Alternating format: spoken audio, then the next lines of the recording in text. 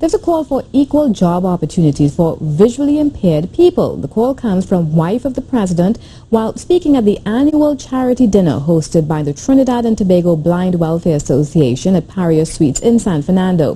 Cherrylene Lewis has the details. The president's wife, Rima Kamona, is calling for a level playing field for visually impaired persons. Mrs. Kamona said no longer must visually impaired persons only attain menial jobs. And in order to work harder as a visually impaired person, you must be given the opportunity to work much harder. An equitable playing field with available job opportunities is a rarity in the world of the blind and visually impaired.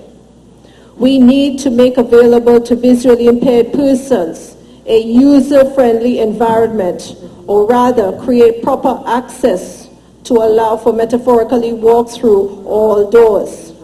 Mrs. Kamona said visually impaired persons must not be overlooked for attaining a position they are qualified for. We give jobs to the differently abled, but we refuse to create careers with the requisite occupational and job mobility. The cry of the visually impaired is simply this, and I quote, "I do not only want a job, I want a career."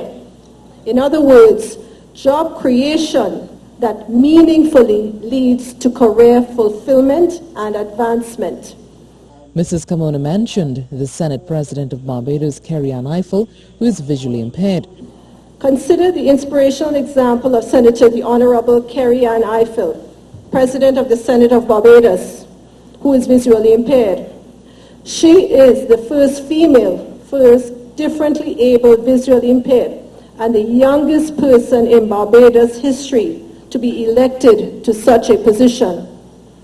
Her determination, perseverance, and dedication after losing sight at age 4 drove her to study harder and achieve despite her challenges. On the 8th of December, Mrs. Kamona will be formally invested as the patron of the Trinidad and Tobago Guide Dogs Association, whose objective is to provide guide dogs for the visually impaired. Cherrylene Lewis, CNews.